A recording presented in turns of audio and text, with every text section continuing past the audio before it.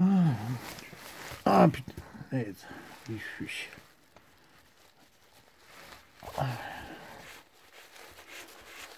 Oh là là là là. Bon bah salut à tous. Ah, on est sur un APE 50 qui est pour un client.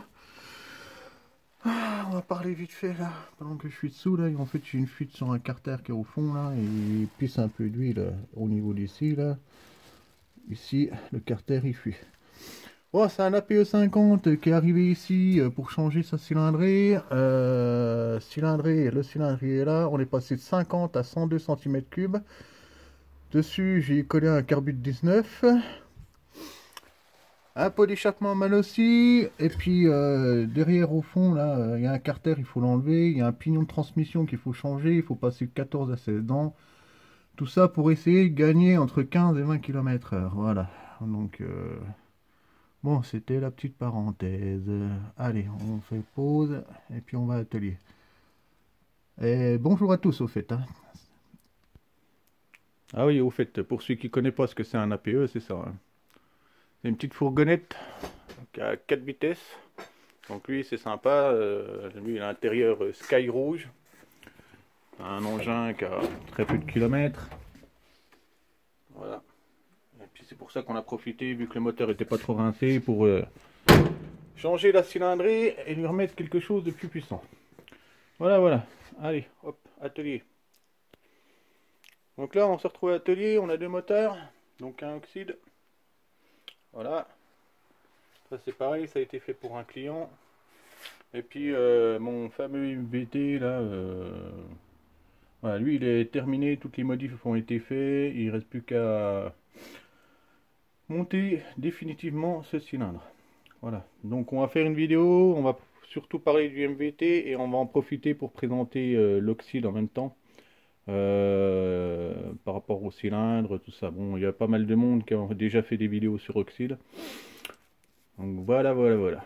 Allez, hop, je mets en place la caméra et c'est parti.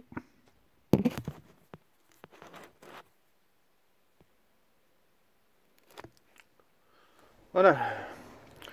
Donc voici le moteur monté. Donc la pipe d'admission, climat, top perf pour les clapets, type genre V force. Écarter oméga. Et puis cylindre MVT en 70 cm3. Donc là on reprend les modifs là sur déjà au niveau de la culasse. Donc c'est un plot rentrant. Alors ce qu'il faut dire, c'est que sur la culasse, moi je l'ai repris autour. Donc j'ai utilisé un outil qui permet de centrer au niveau de la bougie. Et puis j'ai rectifié cette partie là, ici là, et puis cette partie là jusqu'au plot rentrant. Voilà, mais quand je dis rectifier, j'ai vraiment enlevé même pas un dixième. Si vous voulez, à la base, les culasses ont été faites à la fraiseuse. Donc, c'est-à-dire, ils posent ça sur une table, et puis ils passent une fraise, hop, hop, hop, ils tournent comme ça, et ainsi de suite pour l'intérieur. À la fraiseuse, ça ne donne pas des super surfaces. Le mieux, c'est autour, quoi, à mon goût. Hein. Donc, j'en ai profité, j'ai retouché un petit peu. Donc, j'en ai profité pour faire l'intérieur, vu que j'avais un taux de compression de 16 pour 1, si je touchais pas à ma culasse. Donc j'en ai reprofité. Là je retombe. Donc je vais parler des valeurs sans joint en base, hein, au niveau du carter et du cylindre. Donc je suis retombé à 13,8 pour 1. Voilà, ça c'est pour la culasse sans joint. Donc maintenant, plus je monte des joints, plus le taux de compression va diminuer, quoi. Voilà, donc c'est pour les premiers temps, on va voir ce que ça donne. Et puis si jamais ça comprime pas assez, j'ai une possibilité, ben, c'est de retravailler de nouveau ces surfaces là, les deux surfaces ici, pas de trop, parce qu'après ben, il y a la gorge du joint, et puis j'ai peur que le joint il dépasse de trop. Donc je peux retoucher encore, on va dire 2 dixièmes sur ces deux parties là, ici. Donc là c'est le fait d'enlever un 2 dixièmes, ben, ça va recomprimer un petit peu plus. Voilà, c'est ça ce qu'il en était pour la culasse de MVT. Alors niveau cylindre, comme je l'ai dit, j'ai dû retravailler au niveau des transferts latéraux, les deux là. Donc là, je suis remonté, pareil. Donc là, la valeur, j'ai 130 100 joints au niveau latéral de chaque côté. Au niveau échappement, alors, je vais faire en sorte que vous puissiez voir, voilà. Alors, au niveau échappement, ce que j'ai fait, j'ai ragrandi en hauteur, à peine en largeur, les boosters de chaque côté. À peine. Au niveau de l'échappement, j'ai juste nettoyé, j'ai pas creusé, pas agrandi au niveau échappement. Les boosters, j'étais limité au niveau des faire plus large, pour la simple bonne raison, je vais déboucher dans le trou de goujon ici, quoi. Donc, je me suis vraiment limité. J'ai fait limite. Et puis au niveau de la barrette centrale, j'ai surtout pas touché ces deux parties. Elles sont déjà fines, donc c'est pas la peine de retravailler. Et puis on sait jamais si ça pète. Donc ça, c'est ce qu'il en est des boosters. Alors niveau échappement, avec G190, voilà. Donc là, normalement, quand je mets un joint de 0,3, alors moi au début, les latéraux, je voulais m'arrêter à 128, 130, mais avec un joint de 0,3, je vais être à 132. Et puis au niveau échappement, je vais être à 191. Voilà, donc là pour moi, le cylindre est terminé. Il y a juste, comme j'ai dit tout à l'heure, au niveau de la culasse, est-ce que je recomprime un peu plus là? Pour le moment, on est à 13,8. Je pense que je vais le laisser là. Avec bien sûr un joint de 0,3, on sera à 13,2 par là. Donc ça, et puis au niveau du squish, j'ai sans joint, j'ai un squish de 0,75. Donc avec un joint de 0,3, je vais avoir un squish de 0,80, allez on va dire 85. 85 voire 90 quoi.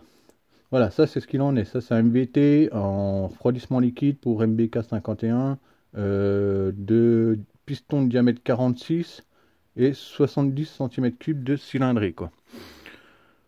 Donc là, celui-là, il est terminé. Je vais pouvoir le remonter sur son carter Omega. Et puis, plus qu'à faire les rodages, tout ça. Vu que j'ai le cylindre oxyde, on va en profiter d'en parler aussi. Et puis, on va mettre l'un à côté de l'autre, les deux cylindres, comme ça, on pourra comparer. Alors, je vais faire pause. Donc, voilà le cylindre oxyde. Voilà.